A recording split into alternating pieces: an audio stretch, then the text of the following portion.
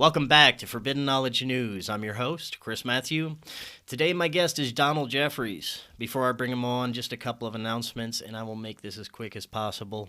Forbidden Knowledge News is asking for your help. Like I've told you before, we are experiencing either some sort of censorship or strange algorithms that is drastically changing our revenue, and it's not good. But either way, we are planning on filming a documentary this summer as well, and we're asking for your help with donations if possible. If you appreciate the content Forbidden Knowledge News has brought you over the past 6 years and you would like to leave a donation, those links are in the description.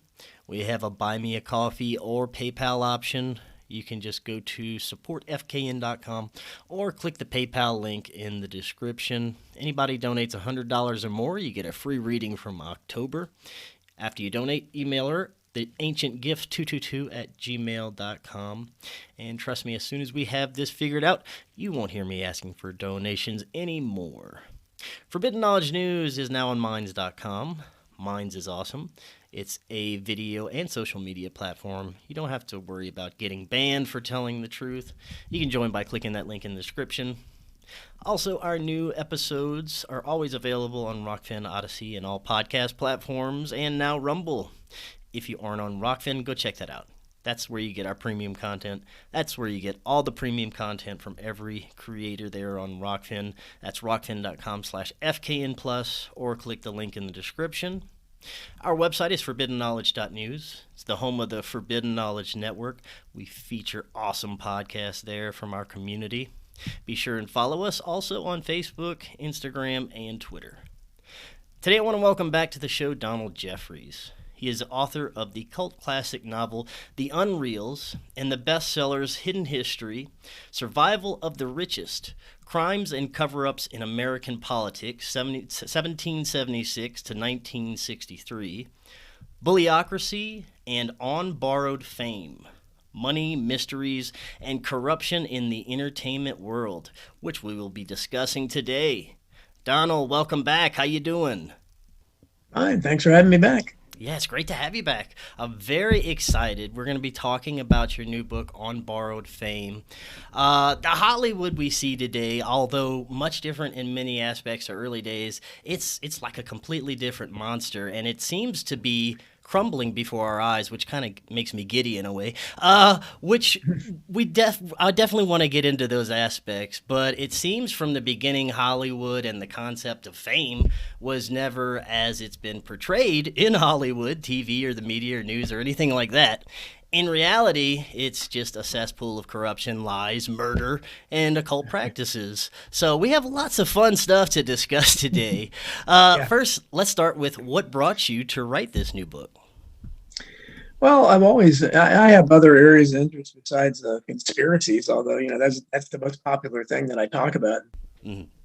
By that, much more than the other stuff I write about, bullying and things like that. But I've always been a huge fan of from the time I was a kid. I loved old movies, watching King Kong when I was really little. And it would come on once a year as a big event. Wizard of Oz, same thing. And I just, my mind has always been full of what I used to say was chock full of information that couldn't make me any money. So, I knew way more about the golden age of Hollywood than anybody my age when I was a little kid. I knew lots of the actors and I knew the movies when they came out. Kind of like I memorized baseball statistics, same kind of thing. But then when I got older and Turner Classic Movies came on and everything, I really started getting into it. Then I started with IMDb. Every time I watch a movie, and I pretty much watch a movie, at least one movie every day, every night. That's what I do. I lull myself into a false sense of security by looking at America 1.0 and old movies. It makes me feel relaxed. Right. So, but I always go to IMDb after the first time I've seen any movie, modern or old, and I relied on that a lot for writing On Borrowed Fame because you can find a lot of good trivia, a lot of nuggets there about and I would always be on the lookout for anybody that died young, what did they die of, or just any unnatural causes, which are of course everywhere, careers that ended inexplicably, like I listed in the book. There's people that were leading men and women in the early talkies. I mean, they had the number one role in big films, and they just dropped off the face of the earth, 1937, 38, boom, their credits end. It's like, what happened? And I mentioned, I can't remember the guy's name. He's so obscure, but I list him in the book. And this guy was a leading man in the early talkies, and he dropped off the face of the earth. And when on his IMDb page, it said, we don't have a date of death, although it was only assumed that he must have died in the 1980s because he'd be 130 or something. He was alive. But how do you get that obscure where nobody can even find out what happened to you? So those are the kind of things that fascinate me more about the films, other than admiring Frank and Alfred Hitchcock and people like that I love watching their movies over and over again, or something like King Kong, just incredible technical achievement at an early age. There's just something about the quality of the early talkies, especially. It's a different world, and I never get tired of watching. I think the women were the hottest in those days. I love the way they look. Of course, they're all long. Well, you didn't have to worry about them being men. That's the first thing, right? That's right. Obviously, it's I don't know. It's, I guess, a whole different kind of perversion if you're sitting there and kind of looking at these women that have been dead for 50 years. Like, what are you looking at? But it's just the entire product was great. The production values, the scripts. As a writer, I admire the script. So so that all that aspect went in the book.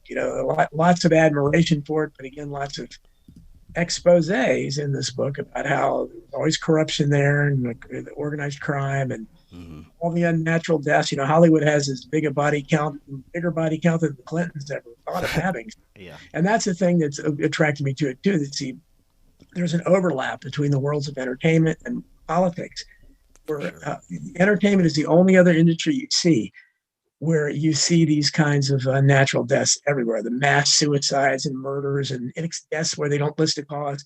You only see that in politics, and there's no other industry in the world. So it's obviously going to, attract someone like me that writes about these things. Right on. Now, let's start with the good old days of Hollywood, like you were just mentioning. Do you think that it was ever about, solely about providing entertainment to the people? We can both agree that the quality and everything else was better, but was it ever just about that? I think maybe it was for some people, but certainly for the, back when Hollywood was at its best, it was unfortunately the worst for most of the performers, because the studio system, which was, it was like a 9-to-5 job, and they paid very, very well.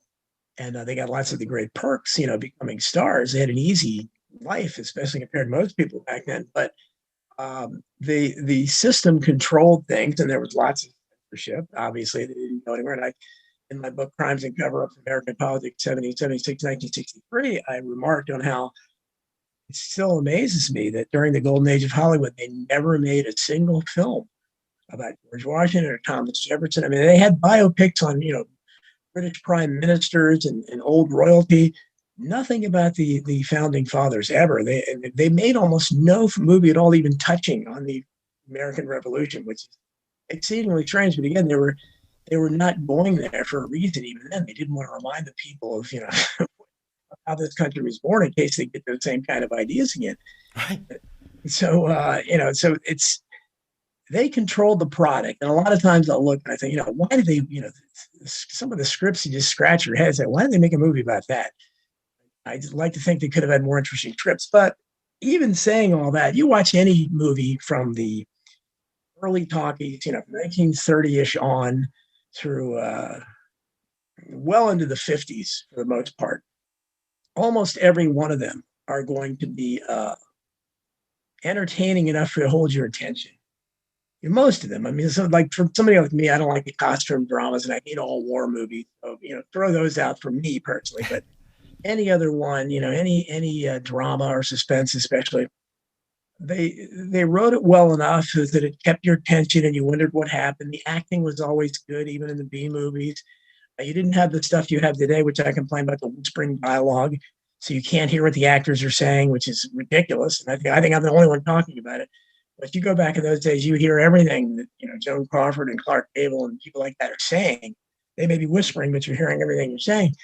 And the lighting was great. The cinematography, you watch an Alfred Hitchcock movie or something, the cinematography is incredible.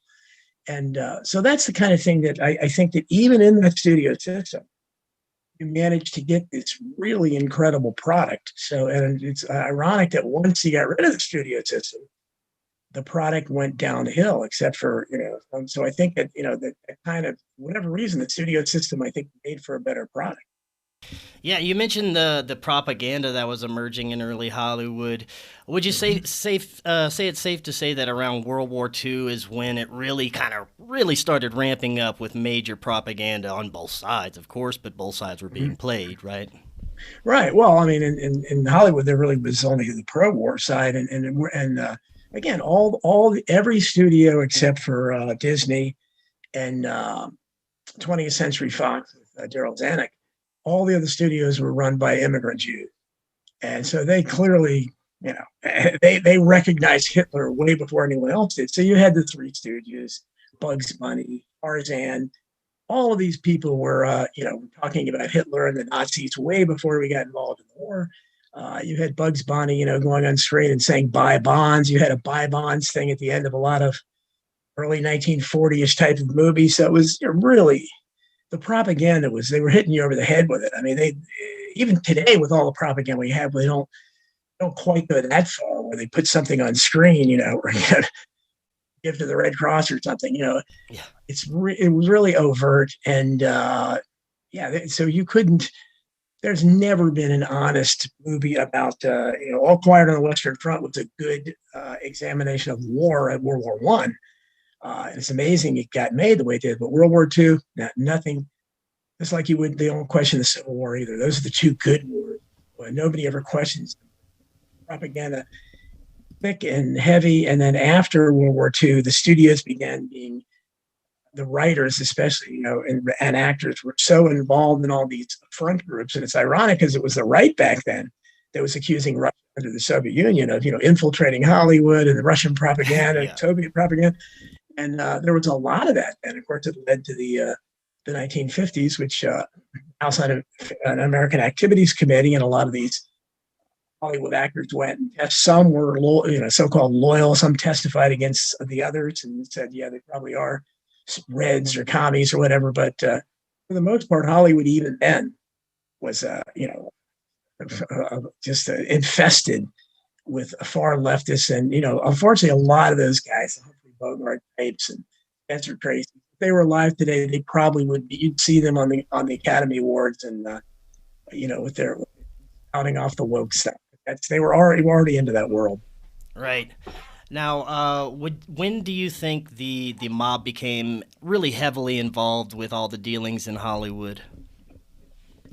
Well, I think in the early days, because the mob really went to power, and maybe the pinnacle of their power was like the 1930s and 40s. And, I describe in the book, they ran, they had, you had a guy like Eddie Mannix, who was a genuine thug that was second in command to Luigi Mayer. I mean, he wasn't a certified good fellow, but clearly he had those connections and he acted like one. And so, one of the unnatural deaths I talked about in the book was George Superman Reeves, Superman in the 1950s show. And, they claim he killed himself. But all you have to know about what really happened to him is the fact that he was having an affair with Eddie Mannix's wife at the time. He was the number one thug in the studios. So to me, he'd be my main suspect is what happened. You're screwing my wife. Okay. But so you had people like that. And I describe in the book how there was always a presence behind the scenes. And so, and Hollywood did its part in glamorizing the mafia. I mean, the mob then, look at people like Edward G. Robinson and James Cagney, people like that became, you had the mobster film, the gangster film. And, it's no accident that today's gangs, the Bloods and the Crips and things like that, they worship the movie Scarface that was later made in like 1982. And they love Al Capone and all those original gangsters. They pattern their behavior after them. And Hollywood never, they claimed it, but they never really, they glamorized it. People that saw those gangster movies, they thought Jimmy Cagney and Edward G. Robinson were cool. They didn't think they were evil killers. And so that, that's one of the mistakes Hollywood made. And down to this day, when they try to expose bullying, they don't really do it. So people, end up thinking the bullies are cool. And they're the mob had a huge influence there. They were involved with money and the backing things. And a lot of the stars, were friends later with like Bugsy Siegel, when he created Las Vegas. I mean, a lot of those guys and a lot of the stars too. And I mentioned crushed me to find out one of my all-time favorites, Donna Reed. The ultimate lovely virginal type beauty on screen, just gorgeous. She was screwing around with Johnny Rosselli, this obnoxious monster who was probably connected in a peripheral way to the JFK assassination. So yeah, the connections were everywhere in Hollywood. Right. Now, one of my producer, Cory Hughes, he's really into the researching JFK assassination. Yes, he was on my show once. Yeah. Yeah. He's gotten to the links with Jack Valente and the JFK assassination. Have you come with any connections there? Well, I don't think I take it to the extent he does. I think he thinks Valente was a shooter. Right, yeah. But Valente, Valente certainly had some curious connections. There are people that believe Valente took basically that LBJ got his secretary president pregnant, and that he basically made Valente marry her and act like he was the father of the child. I don't know if that's true or not, and Valente certainly did his part to keep the truth about the JFK assassination buried for a long time. And he also was right. He was a perfect example of those worlds meeting. He was a political hack, for LBJ. And then he suddenly gets named as the head of the Motion Picture Arts Society. So he's the one who came up with the rating system and all that. So yeah, he had his fingers in a lot of pies back then. And it's certainly, he's not my favorite person either. Right. Yeah, that's very interesting. Now, I want to get into the mysterious deaths from the earliest times in Hollywood. You write very much about those. Let's kind of break just a few of those down on an individual basis. Some of the most profound, maybe like John Lennon, Elvis, and Marilyn. Let's start with those. What are some aspects that we might not know about those? Well, John Lennon certainly probably the most political rock and roll figure maybe in the history of the music. The only one I know of where they still have FBI files that are classified, on it, tons of files on it. He was spied on, his phone was tapped. But the most important thing I found out about that, and thanks to my friend Bob Wilson, a researcher who helps me out a lot, he's the one that pointed me in the direction of Jose Perdomo, who he was the doorman at the Dakota Building, where Lennon lived, Dakota apartment building. And now, can you say that name again? You were breaking up when you said Jose what? Jose Perdomo. Okay.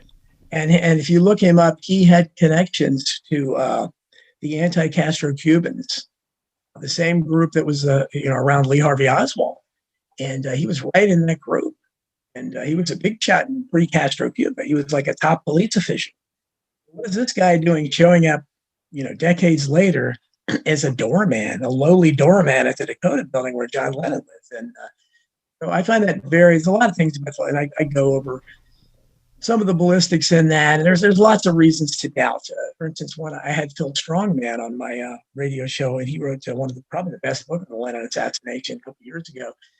And he's the one that discovered that this myth of Mark David Chapman being a huge a deranged John Lennon fan, kind of strange, because he found that Mark David Chapman, until he got that, which he didn't get to keep since he was carted off to jail, but until he got his copy of Double Fantasy, Lennon's new album, the famous last picture Lennon signing the cover for him, and before he kills him a few hours later. But apparently Strongman found out that Chapman had never bought a Lennon record before, so he had no Beatles or Lennon's records at all. So that's strange behavior for a deranged fan. Typically, right, They would have everything associated with their idol.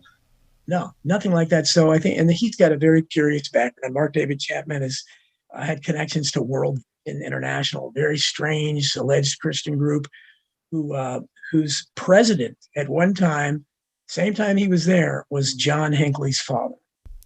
So yeah, so there's these connections are everywhere. So certainly, I think in the Lennon case, and Lennon's son Sean, I think, is big.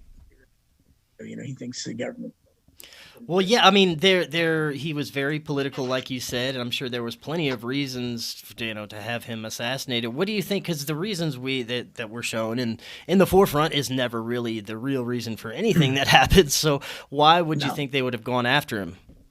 Well, sometimes I talk a lot about Randy Quaid in the book and the star whackers theory. I think some of the times they're star whackers. They whack these guys and they want to make a statement. In the case of Lennon, I think he could have been looked at. Wow, he'd make a great martyr.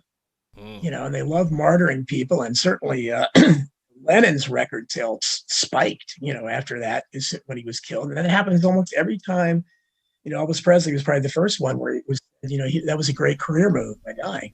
That these guys, their records really go through the roof when they die. Oh, yeah. Musicians especially, not so much actors, but musicians really do. People want to hear them when they're dead for some reason. Oh, he was much greater than I remembered. So it could be something as simple as that, or it could just be that Lennon was a loud voice, anti-war, and Reagan was coming into office. The country was changing, so maybe they just didn't want to deal with that. I would love to think what would have happened to Lennon. MTV age that was around the corner and video and all that. What would he have done? I don't know. But he was always my favorite Beatle, so I have a very personal interest in investigating it. Now, we look at things like Elvis Presley, that was supposedly either, natural or because of drugs or whatever they tell us. But, like I said, there's always, and it seems like you're a big Hollywood celebrity. You have this beautiful life and you do drugs all the time. It seems like you know how to safely do drugs and all these, I don't know. It just seems odd at times the way that these celebrities die. What are your thoughts on Elvis? Yeah, no, I think, and I'm indebted to Steve Ubani, who wrote the book Who Murdered Elvis. He's done some great research. And unfortunately, I didn't read the book before I completed Armed Bar Game, so I missed out on the fact that Steve discovered. He talked to Sonny West, who was a member of the, of Elvis's little mafia group. That his closest aides around him. He talked to all these people, and Sonny West told him that Elvis, much like Freddie Prinze, the comedian that I knew about from working with Mark Lane as a teenage volunteer back in the late 70s, was obsessed. Elvis was obsessed too. Sonny West told Steve that he had a copy of the Zapruder film that he watched all the time. Really? I had no idea. That. I don't even have to go much farther than that. I think that explains what happened, and it's happened before, and also. Forgetting her name, but I have big quotes from her in the book. She unfortunately died a few years ago. Suzanne something. She was a lead actress in one of Elvis's movies. I think it was Paradise Hawaiian Style. But I have it in the book. I have described it, all her information, and long quotes from her from a magazine article she wrote, where she ended up being, for some reason, she went from Hollywood star to tour guide at Graceland. Another kind of a strange dip. But she was obsessed with Elvis. Loved him, and she was one of the first ones to really push that Elvis had been murdered, and she exposed in her book, and I quote from that, a lot of the anomalies with the crime scene. Looks like there was a lot of staging in terms of needles. Steve Ubani tries to claim the drug thing with Elvis was very much exaggerated. That he wasn't, this huge drug addict. I don't know if that's true or not. So I think there's a lot of reason there to. And of course, Elvis again, the industry was a great career move, as I said. He took off. He suddenly had, a whole new industry was created in Elvis impersonators. So, you had the whole "Is Elvis alive?" and Elvis sightings and stuff. It became a joke in the conspiracy. Well, I guess you think Elvis is alive too. That's where they usually go to that. But someone wanted to create a martyr. He was, an incredible one. That's interesting.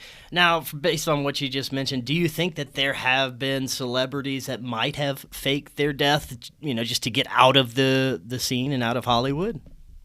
Well, I think there's a lot of people that think that. I mean, Jim Morrison dying at 27 of a heart attack in a bathtub. Nobody really seemed to see what happened. There's a lot of. I'm not that interested in, because I think he was a tough guy. But and his father was an admiral who just happened to be in charge at the Gulf of Tonkin, by the way. One of the strange connections. Yeah. But so he's not my favorite person, but he was messed up. But he was very theatrical. He was an acting guy. That he wasn't really a singer or a musician at all. He's an actor that wrote lyrics. One quote, but he, dying at age 27, that gets my interest right. So and a lot of people think he faked his death. His girlfriend died mysteriously not that long after that, and that kind of thing. You have these peripheral deaths, which so I think that another member of the 27 Club, I think he's a possibility. Certainly Andy Kaufman, the comedian later, he was known just for staging things and, with his fake wrestling match with, Jerry Lawler on David Letterman, those places like that kind of thing, wearing a neck brace. I mean, this guy, everything he did was theatrical. Mm-hmm. Everybody, when he died, and he was a non-smoker and supposedly died of lung cancer at a young age. Very strange. Yeah. But at this point, if they fake their death, it's been a long time. It's been, probably 30 years or so. At what point then do you emerge? I mean, you just stay fake. I mean, what's the point then? I don't know. Or you what have it? So that's what I find. A lot of people think Tupac Shakur isn't really dead, but a lot of that is like a newer generation treating him like Elvis. They don't want to admit he's dead, so he's so great. So I don't know, man. It's hard. None of these people have ever, been proven to have faked their death, but you're in the QAnon thing. There's lots of people that won't accept these things, but I don't know. I don't discount anything, but I'm not sure that that's true. Yeah. Well, let's look at Marilyn Monroe a little bit. I mean, her obvious involvement with JFK and many other things politically. What do you think went on with this? Well, I mean, certainly, and I got into Marilyn Monroe's case even before I got deep into the JFK assassination. I read a book by Robert Slatzer, who later was discredited, but he raised a lot of the points. The death scene was certainly everything about her death was very suspicious. The housekeeper, Eunice Murray, should have been grilled. She was right there. She did lots of strange things. She didn't call the police for hours. She called Marilyn's publicist and psychologist first. No sense. They broke a window to get in the room, corrupted the crime scene. Marilyn Monroe was not, she just had a conversation earlier with Joe DiMaggio Jr. Lots of stuff I go into in the book about it. Eunice Murray was found by the police washing clothes at 4 a.m. I mean, just, it's crazy stuff like that. And then she left for an extended trip to Europe shortly after that. I don't know if she was ever sufficiently questioned, but she couldn't have been allowed to go to Europe. Really, in reality, she could have been considered a suspect because she was there. And her behavior was bizarre. But, there were rumors at the time that Marilyn Monroe's house was bugged by the FBI or the mafia or somebody. And I talk in the book, and again, thanks to Bob Wilson for alerting me to this. But Veronica Hamill, who's a perfect example of one of these stars that helped the 15 Minutes of Fame. I mean, sure, I don't know if you recognize her name. Probably almost no one does now. But she was a big star in the 80s, star of Hill Street Blues, which is pretty much a forgotten TV show. Yeah. But she was briefly, a big star. But that's what happens, and that's what this book examines. These people that were really big for a while, and then boom, and nobody remembers them. Fame has a short shelf life. But anyhow, she was big enough and rich enough to buy Marilyn Monroe's house, the house she died in. So she lived in Marilyn Monroe's house. And while they were renovating it, they discovered government grade, top grade surveillance equipment in the walls and ceiling. So somebody powerful, was doing that, and they were able to put it inside the wall. So I guess Marilyn didn't even know. So what is that? That tells you that somebody was concerned about her, and to that extent. And then certainly they covered up her death, and that's really the first instance where Thomas Noguchi, who is still alive at like 96 years old or something, right? But he would later be the coroner for Robert F. Kennedy and Natalie Wood and lots of other people, and he first got into trouble with the powers that be because of his autopsy that did not indicate that she killed herself. That indicated it must have been foul play.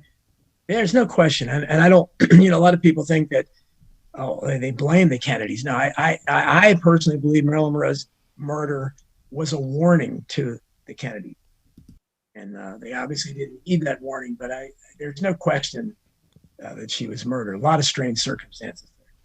Right. Now, before we move on to some of the newer cases of Hollywood deaths that I want to get your insights on, Natalie Wood was very interesting as well. That's one we still hear, arguments over today.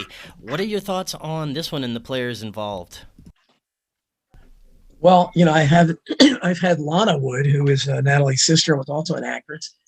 I know her. She's been on my show twice, and she now has a book out that talks about Natalie's death, and she's, unlike most of the family members in these cases and the political ones as well, most of the families, you can't get a hold of them. and they won't talk about it. But she's been very courageous, and she's the only one doing it. Natalie, as she told me, that Natalie was the quintessential movie star. And, some of these people, like Loretta Young was that way. Lots of these, Joan Crawford, they didn't, when they left the house for anything, like she said, Natalie wouldn't have gone out to get the mail without her full makeup on and, dressed nicely, just in the case anybody saw her. She wanted to be seen like the movie star she was. So she said, when I heard, when I found that she, was found in the water with no makeup on, nightgown, negligee, she said, first of all, she was terrified of the water. And secondly, she said, Natalie would have never gone, because that would have occurred to Natalie. If something happens to me, I want to be found, like a movie star. And that's just the way she thought. And so that was her, first red flag. And not to mention all the, the information that's come out, that there was an argument on board the ship. And just the fact that she was terrified of water, she wouldn't have gone out at night like that. And Robert Wagner has been named a person of interest. And I talked about Christopher Walken, who was the third person on that ship. And for whatever reason, and even Lana won't go there. I mean, I find the guy creepy. He plays creepy characters. So I can believe he was involved in some, but for some reason, nobody mentions him. It's all Robert Wagner. And I don't know. I have no idea. All I know is that she didn't die the way they say that something happened there, and one or both of them caused her death. There's no question about it. Yeah, for sure. Have you done any research or looked at any more modern deaths, maybe say the past 10 to 20 years that might have been a little strange and not quite what we've been told? Well, as you know, in the book, I have a pretty long section on Brittany Murphy, who I think... My girlfriend was waiting for this part, yeah. Yeah, I mean, she's... and, a lot of the times my interest is drawn. I just found her just lovely. I mean, it was very attractive. There was such a cutie. And I remember before she died, when I saw her husband, I thought, Simon Monjak, I said, I knew something had to be wrong with her. She had troubles, because what could possibly attract a gorgeous young movie star like that to this? And it's not like he was a billionaire or anything. He was probably sponging off her. So I don't know what the attraction was there. So she clearly had some issues. And as I point out in the book, she was, I think, 31 or 30. She was very young when she died, but and very thin. But she had all these alleged medical conditions, and she was like a walking encyclopedia for big pharma. She was on tons of prescriptions. I don't know how somebody looking like her could possibly have had all these physical problems. I think they were obviously mental and emotional. But so that could have played a part. But she has a connection to this Julia Davis, and I've tried to get a hold of her. I still don't really understand clearly the connection, but Julia Davis is a whistleblower who was talking about Homeland Security and criticizing them about letting alleged terrorists in the country or something. And somehow, and I don't really even understand it clearly, somehow Brittany Murphy was going to be a character witness for her or something. So, take that. She doesn't appear to have any political knowledge, but right. That's an odd connection. And of course, she never got to testify to that, but her death is exceedingly strange. And the first, I think my first, thought would be that this guy, husband, had something to do with it, but then he dies the exact same way, like a month or two later. So it's like, wait a minute, what is going on here? And Brittany's, again, like Natalie Wood's, Brittany's father very courageously fought for a long time, many years. He just died a couple of years ago in his 90s, but I think his son is kind of fighting now. I may try to contact him. He was very sure. He talked about all the shortcomings of the investigations, irregular procedures, but you find that all the time in these cases. Same thing with political cases. Don't do what they're supposed to do. Why? What are the questions? I mean, on the surface, Brittany Murphy just looks like a very cute but troubled, person in Hollywood. That happens all the time. We know that they have the the lure out there, and the drugs and stuff, but hers mainly seem to be prescription drugs. She having that connection to the whistleblower against Homeland Security, I think that's significant, and I would look there personally, but I can't get a hold of that Julia Davis. She's still around, I think, but I found that case really intriguing. I'd like to know more about it, but doesn't, her mother is still alive, and she's kind of a dubious figure too, but I'm sure she's not. Interesting. Now, do you plan on maybe doing a little more digging into that in the future?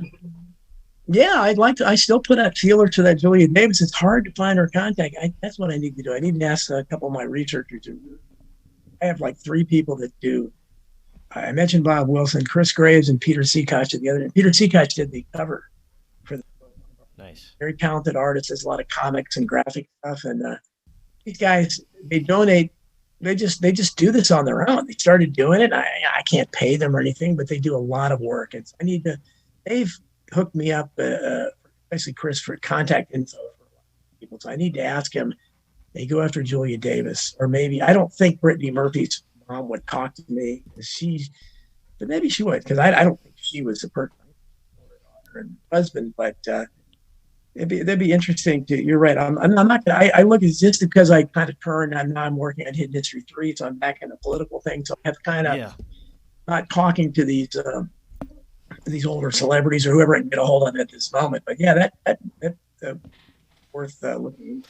That's fascinating. Before we move away from celebrity deaths, you mentioned earlier the rock stars, sometimes very strange causes of death.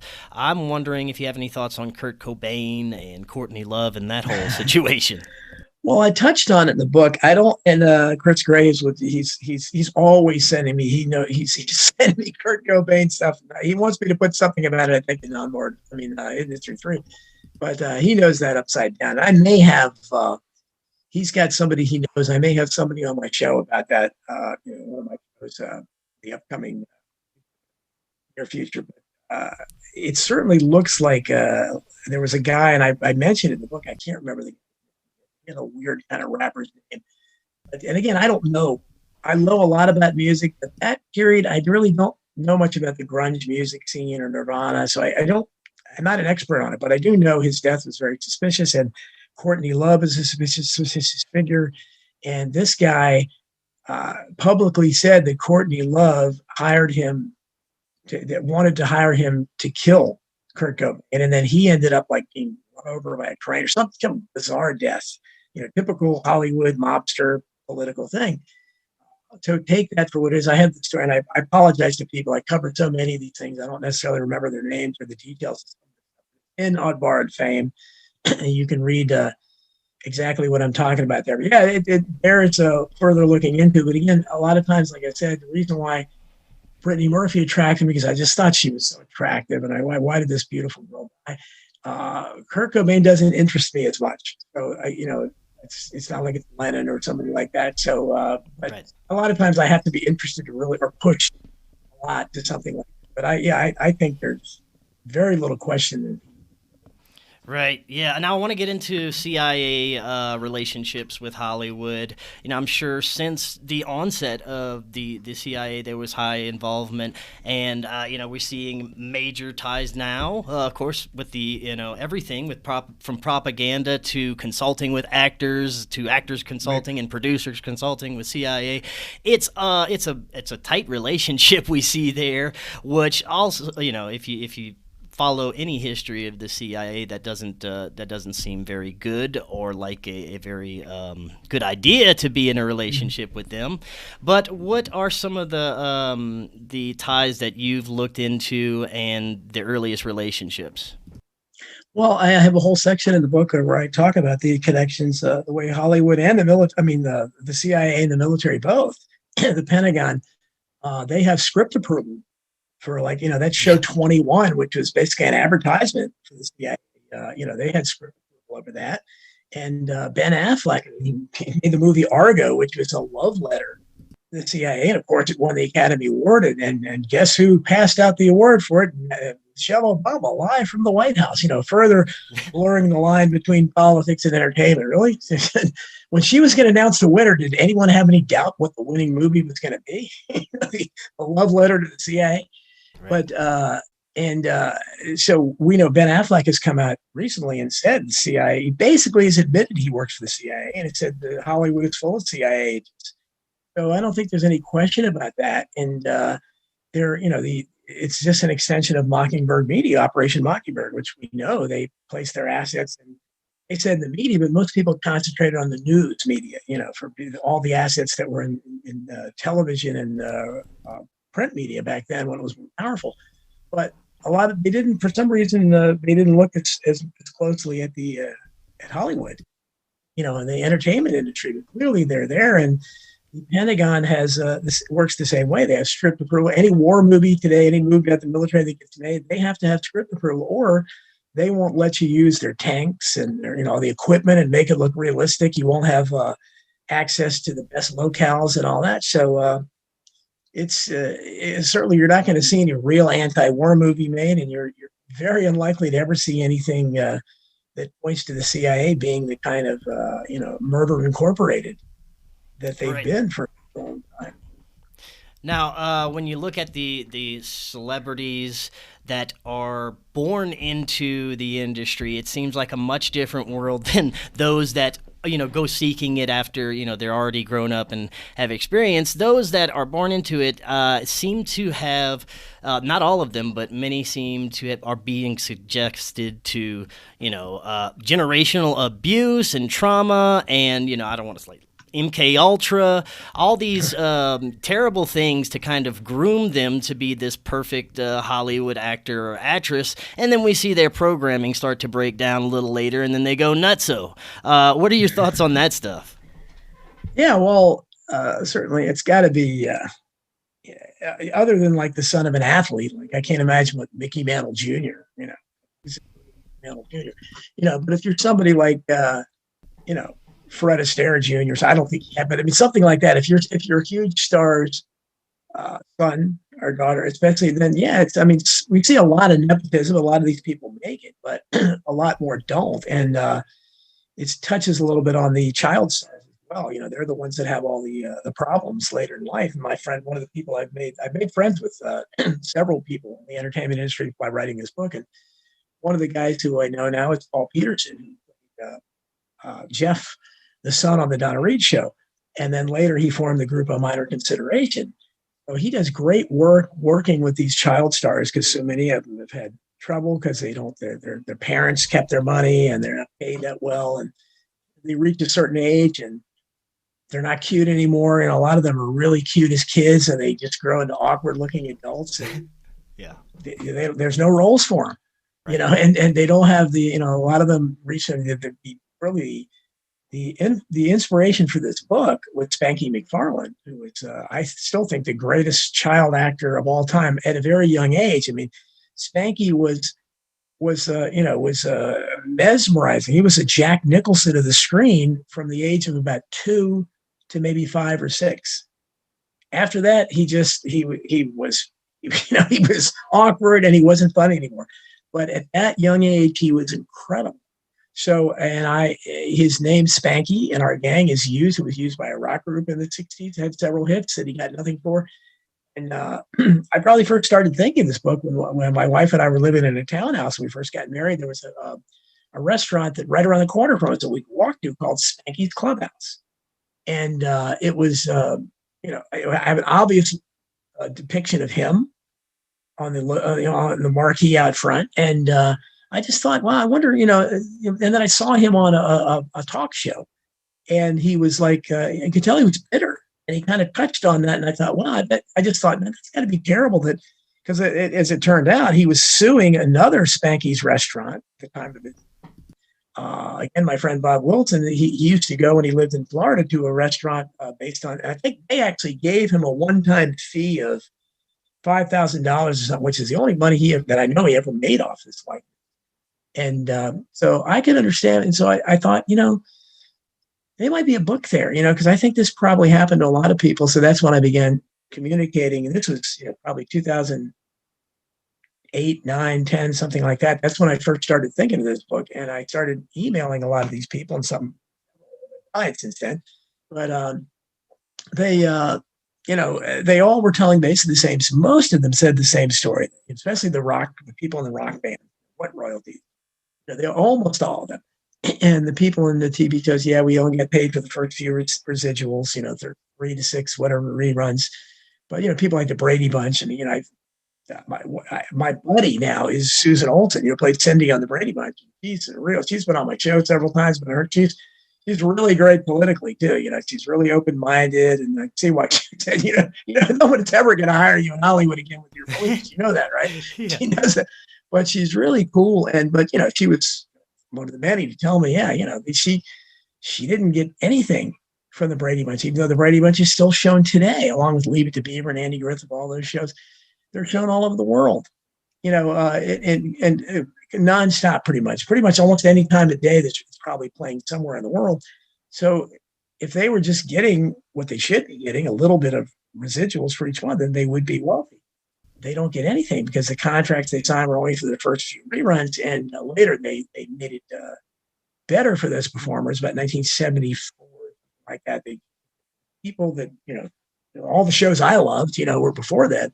And they don't get anything. So it's got to be, a bittersweet thing. But I tabled that project for about 10 years, or not 10 years, but close to that.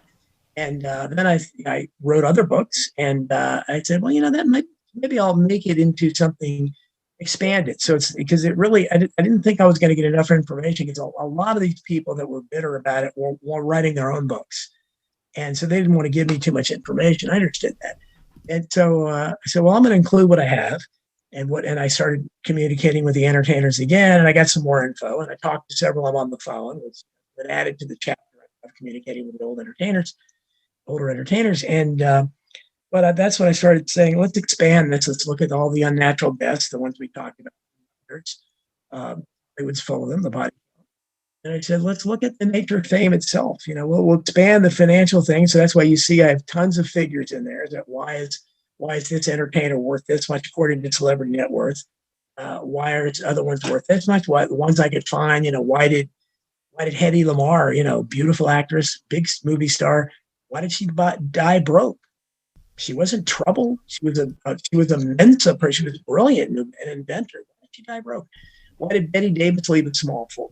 Very small net worth. But on the other hand, why did Stephen touch it? The poster child for racial discrimination in Hollywood. He's a caricature. He died with $10 million. How? He was never even a big star. So I think that hopefully readers will enjoy that part of the book. That's a sub theme of this. How did this happen? How did some people that were really famous not end up with much? And how did somebody like a Stephen Fetchit, who was we feel sorry for him, and he was never a big star. How did he get $10 million? Somebody like Lulu, you're too young to remember, but Lulu, in 1967 had a one-hit wonder, To Sir with Love, which is a big Hollywood movie. The only thing she ever did that I know of, she has $30 million today. How? Right. I don't understand. Jackson Browne, one of my favorites, I think he has $12 million. He wrote all his own songs. So how does he have barely 1/3 of what Lulu has? So I think that's hopefully that will interest people. Well, it seems to be a club within a club that if you're not, playing ball a certain way, you're not going to be compensated, right? Well, in some ways, certainly. In some ways, but I mean, I don't know.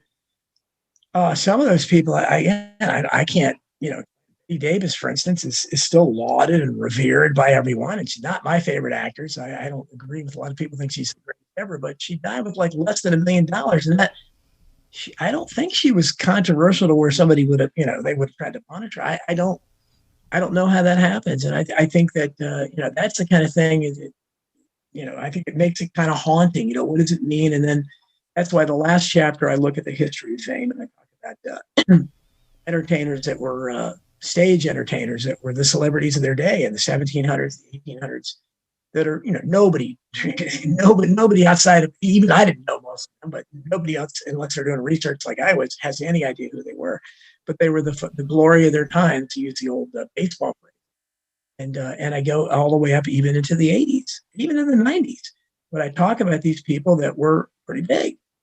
Yeah. Movies, somebody like Mia Sara, if you remember her, she was a gorgeous actress that was in a bunch of hit movies in the 80s. She just left. I don't know. She stopped making movies. Nobody remembers who she is today. I mentioned Veronica Hamill, big star in Hill Street Blues. Today, her mention of her name will give you a blank stare. And even some of the 90s, my daughter loved that show, Lizzie McGuire. that was on in the 90s on the Disney Channel. And I look at what happened to the supporting characters that were stars on that show, and their credits ended. They haven't done anything since then. I wonder how many are being forced out and how many just realize the corruption and just don't want to be a part of what's going on, Well, there are some that I think that's the way, but I think that, and my friend Susan Olsen gently reminded that, she was the first one to read the manuscript. And she was the first one. Said, you make it seem like, that they're a failure if they leave Hollywood and do something else. And I said, well, no, it's just that most people don't understand that. Most people love that, to be a star. And there's so many people out there working as waiters and, working hard to try to be one. So I think it's hard for people to understand, why would you willingly leave something like that? And but she's right that some of them left for whatever. They just didn't want to do it anymore. They were tired of it. Maybe they saw the corruption.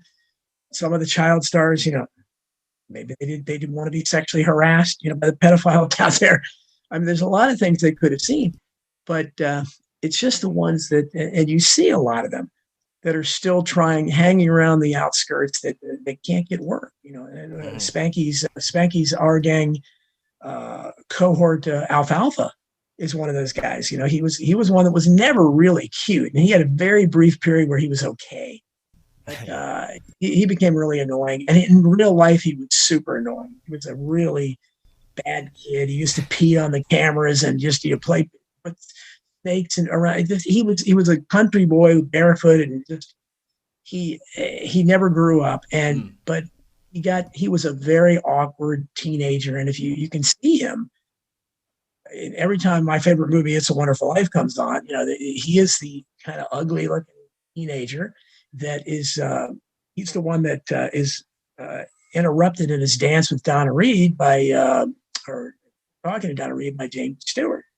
And when he gets jealous of Jimmy Stewart dancing with Donna Reed, so him and the other guy, they're the ones that open up the dance floor, when they're dancing in Charleston. So they fall in the pool. So that's him.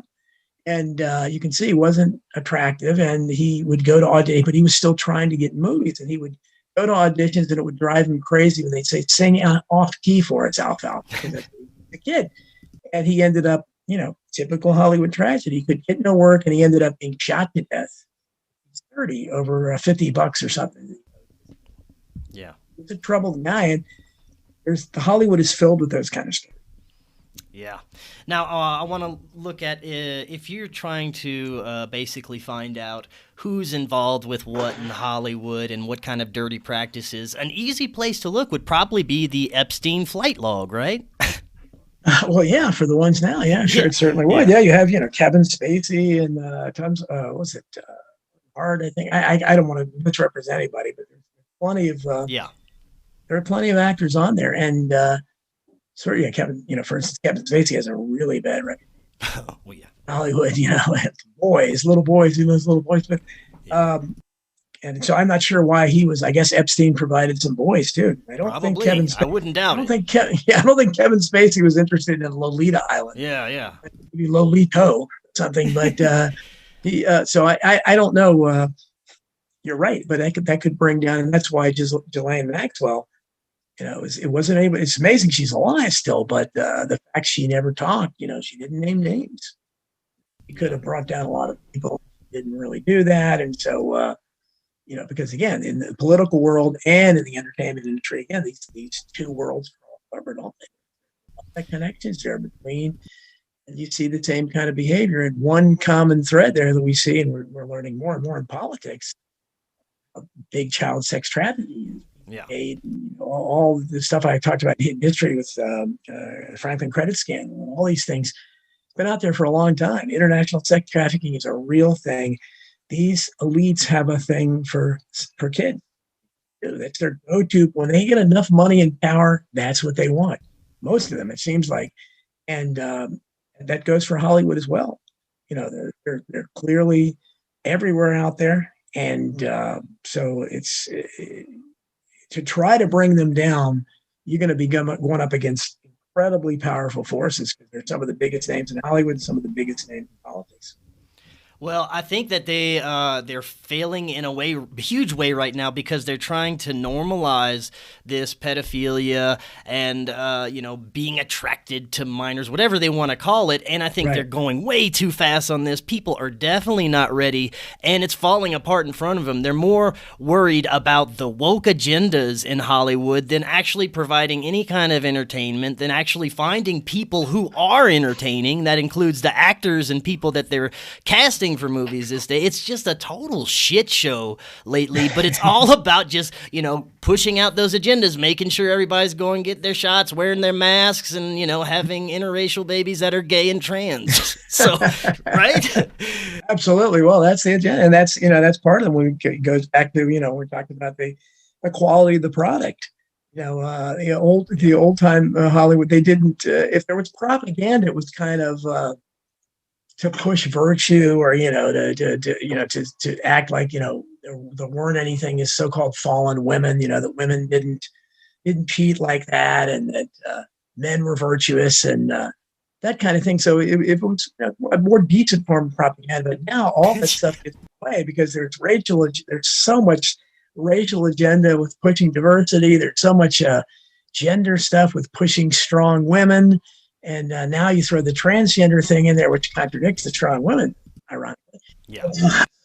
And of course, there's the agenda to constantly never show any conspiracies that really are out there. This conspiracy, it's going to be some exclusive white country club that somehow has all this power, and maybe an FBI agent's going to expose them. It's just, it's Hollywood. Hollywood is living. They're creating a dream world, but they have a set of values, a set of beliefs that are just contrary to reality. Yeah. Well, let's end on this. Where do you see Hollywood going? I see it crumbling, like I said. I don't know what the next step is. I see, of course, they're pushing everybody to go into the Metaverse, to plug in and just stay the hell online and never leave your house anymore. So I don't know what, I don't think people want to really go in that direction either. People are looking for real entertainment now. They're looking for truth. There's like this awakening going on where people are having this exodus from, Hollywood movies and boring entertainment that doesn't make any sense, to actually looking for something that's real entertainment and has some bit of truth to it, which I see, and that's why a lot of people are listening to podcasts and talk shows and things of that nature instead of Hollywood. Where do you see this going in the future? Well, I think that if it was a natural progression of things, you would see people gravitating to podcasts and the internet, gravitating to the internet, and they did. That's why the internet was, boomed. But in the last 5 years or so, you've seen this draconian censorship that started without, deplatforming Alex Jones. They went after the biggest name in the conspiracy world.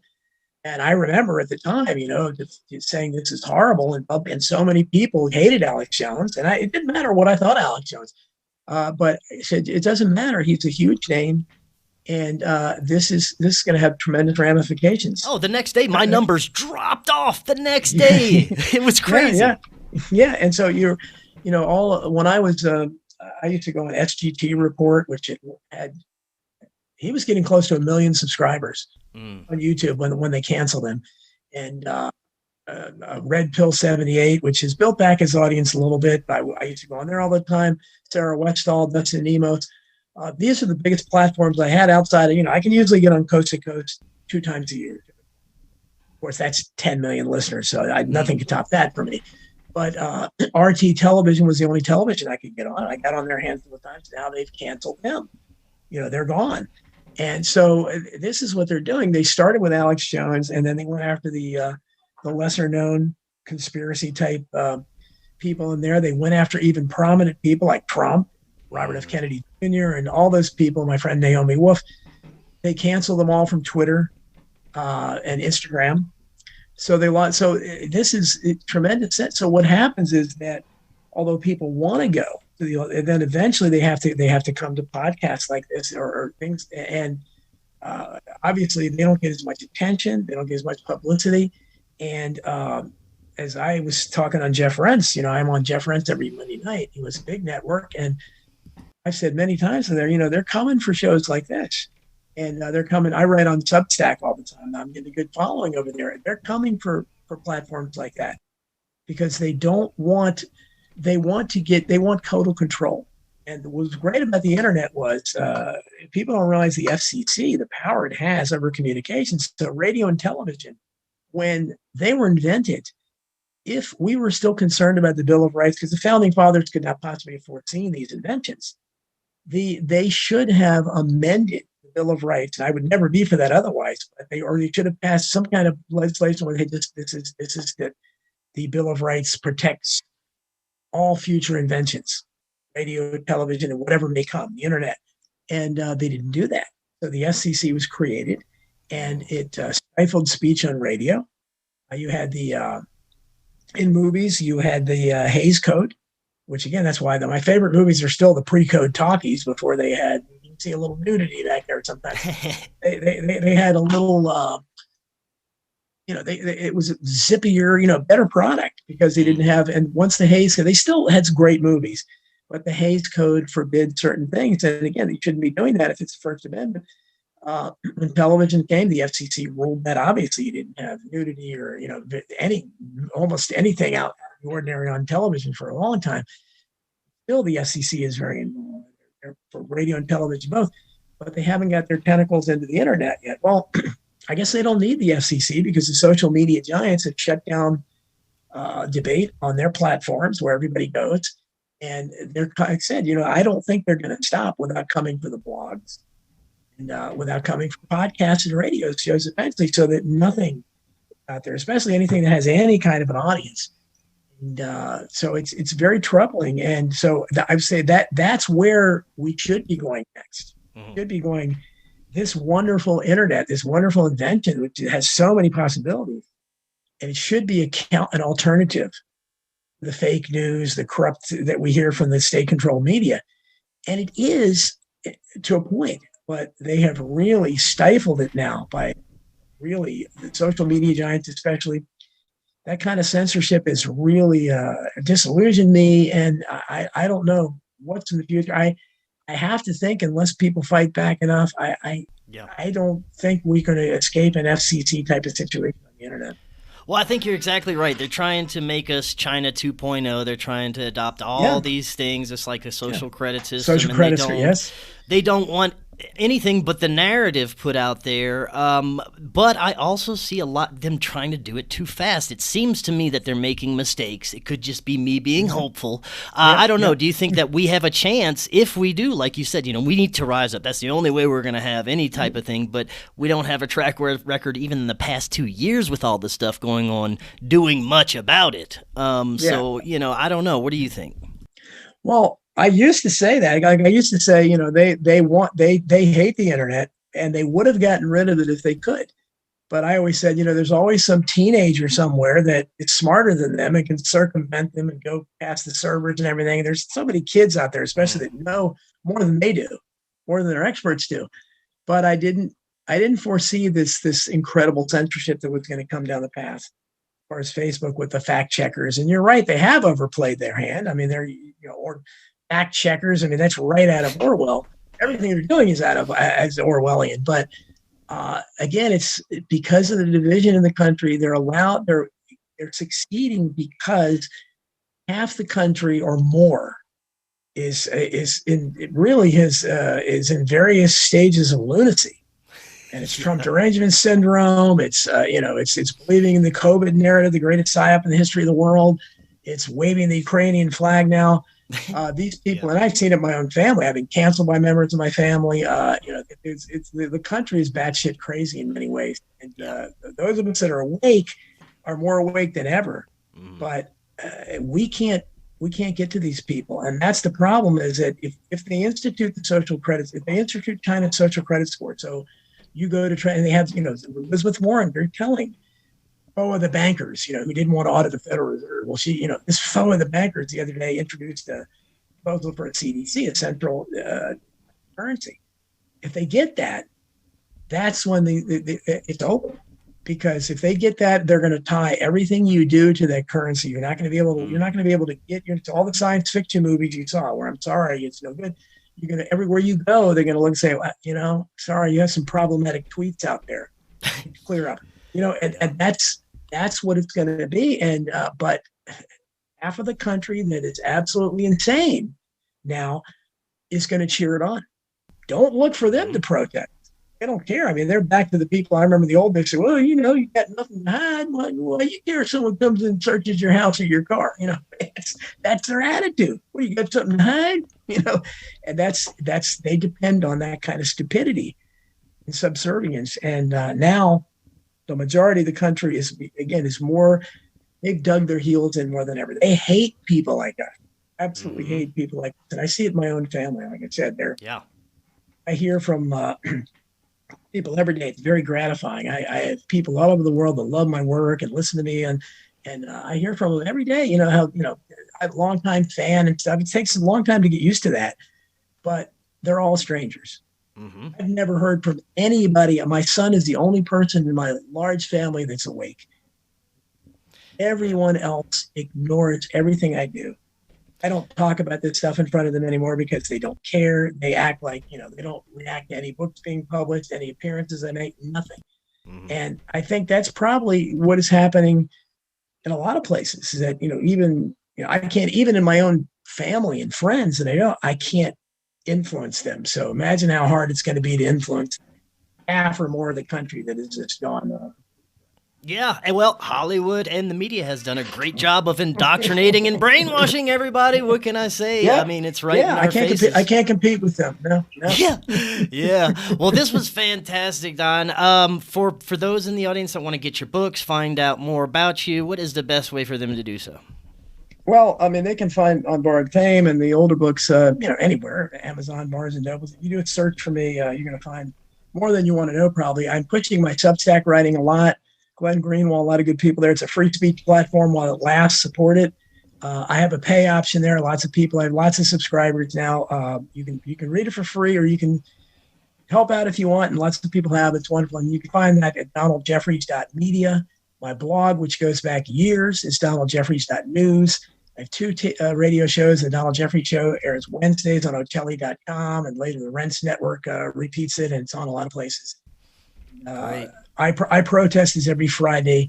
It live streams over my social media, although YouTube is on the verge of deplatforming. They give me a couple strikes over medical misinformation. So right now I'm not streaming there. So, but you can still find it on Rokfin, which is a nice place. Oh, great. You're on Rokfin too. Awesome. All right. Wonderful, Don. Well, this was fantastic. It is definitely a mad world, and we'll be talking again sometime in the future, I hope. Oh, I hope so. Thanks anytime. Thanks for having me on. Until next time, everyone, have an excellent evening. We'll talk again tomorrow.